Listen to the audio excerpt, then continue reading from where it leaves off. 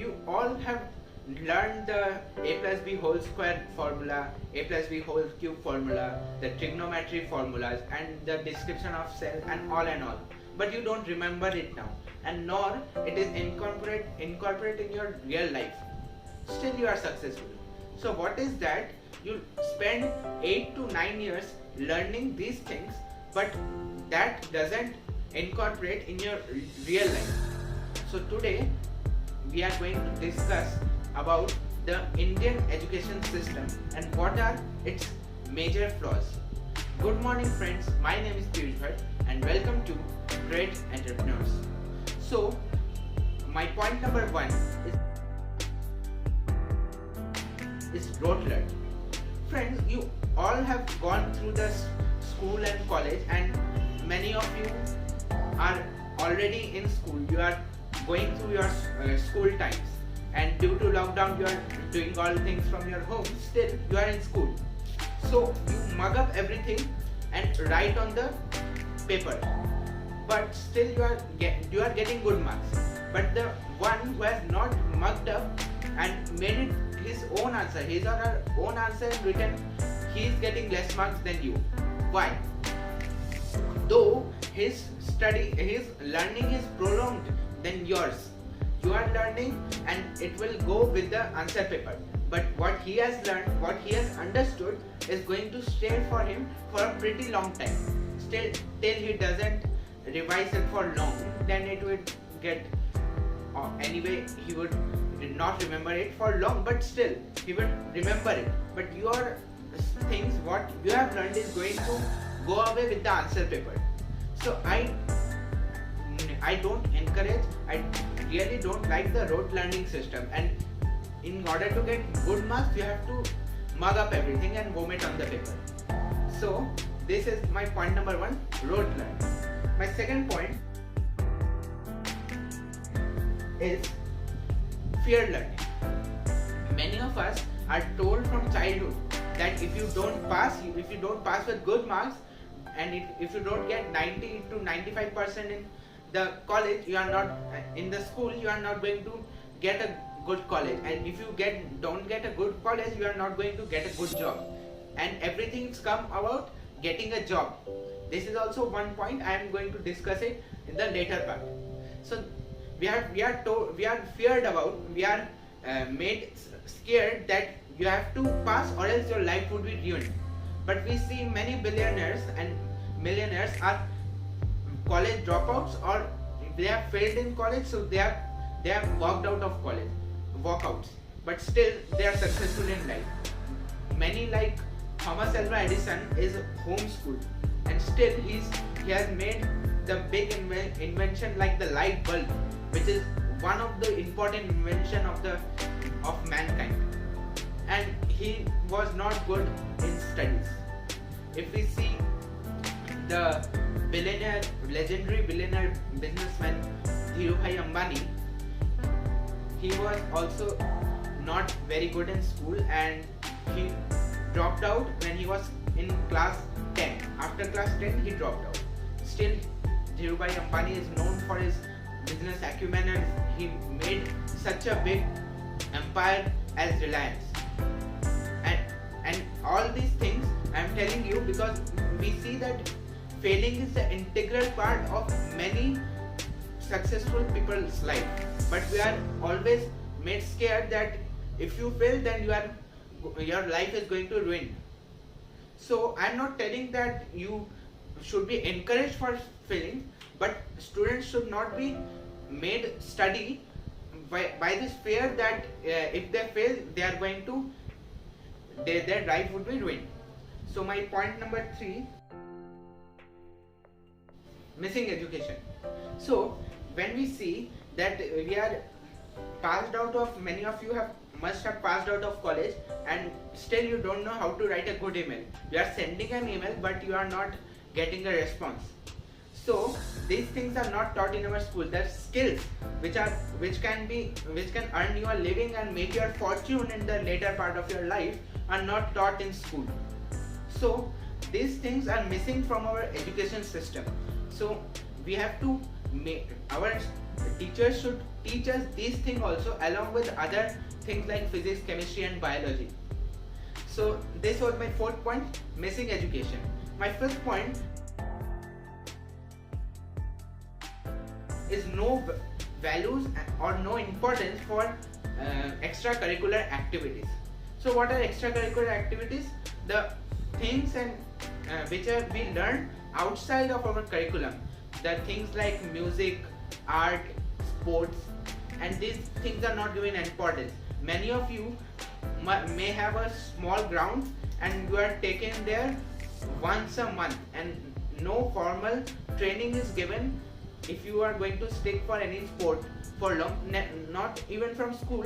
And if you are also going to a private institution which is teaching cricket or football or any sport like tennis, then you have to leave it after a while due to the pressure of studies.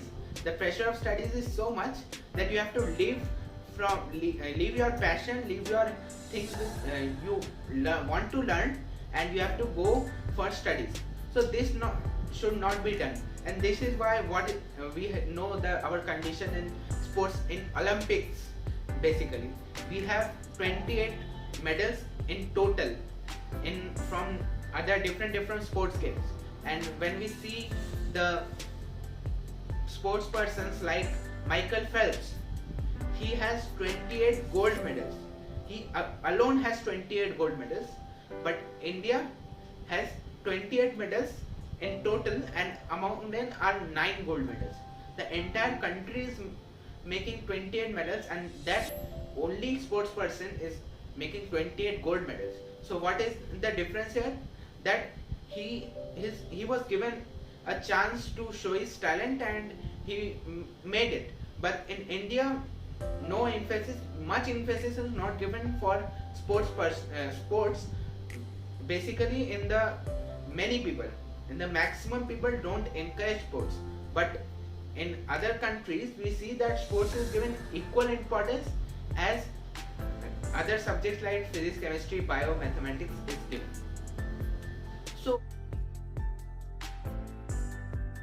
So what is the solution?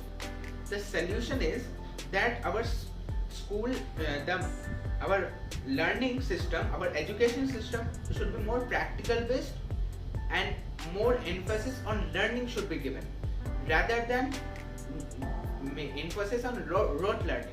Emphasis of learning rather than giving more importance to marks.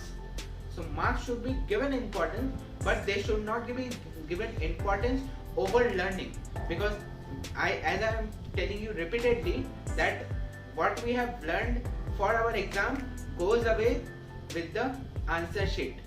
So this should not be done, and we should be taught relevant things in school, like how to write a good email, or we are teaching it coding in school, or how to use software like Adobe Illustrator, and sports should be given equal emphasis in this case. And one more point, that we have to, there is like a caste system in school, and if I tell like a caste system in school, if you see that science are, as soon as we cross 10, science is different, commerce stream is different, and humanities stream is different, and where the hierarchy is science, commerce and humanities. So this should not happen, and students should be given opportunity to learn things which the two subjects which they like. Like many people have they want to learn physics along with political science, or biology along with social studies. So they are not given that opportunity from our school in our current education system. So this should be changed, and students should be given to learn things according to their will. So in this case, I am here to congratulate the Indian government, who has introduced a new education policy in which we are going to, there are some points, there are some basic points which I have mentioned in this video are going to be totally eradicated for our future generation if this policy is implemented properly. The points like we will get to choose a minor subject and a major subject. like one subject we like the most and one subject we dislike the most, and some subject from our field. So this is the thing, that totally the case of science, commerce and arts are removed from class 11, and students would be taught coding, and emphasis on sports would also be given. So on some other solutions which I would like to give is that one concept which I liked was homeschooling. Homeschooling is a concept in which students learn everything from their home and are taught by their parents, and they learn also from online mode. Like the students who are taking up homeschooling, they are considering school as one medium of education, and it is not the only medium of learning. It is one of the mediums of learning. Another medium is seen as homeschooling, and homeschooling is adapted by many people from the young generation. So they are adapting homeschooling, they are teaching their kids from their home, and after that, if they want, some certificates are required for future studies. And many Ivy League college, I missed out these things, that many Ivy League colleges are also preferring homeschoolers. Like you must have heard the name of Malvika Joshi, who dropped out from school after class 7th, and she became homeschooled. She was homeschooled till she was 17 years old, and she got into MIT. This is one of the finest institutes in engineering in the entire world. So here we see that there is no thing that if you are a homeschooler, then you can not go to Ivy League colleges or big colleges, and if you really need a certificate, then there are in organizations like Cambridge Board and a specific organization for homeschoolers, NIOS, which also provides vocational courses, as well as that it provides examination, on-demand examination for students, which is continually happening in every month, or now from June to November the examinations are continually happening. So on-demand examinations can be done, and you will get a certificate in this regard if you require this in future, if you think that. So this is also a very good concept, homeschooling, and by this I would like to conclude this video. Please like, share and subscribe my channel, and if you want to reply this video, then use the hashtag reply to Piyush Bhatt. Thank you.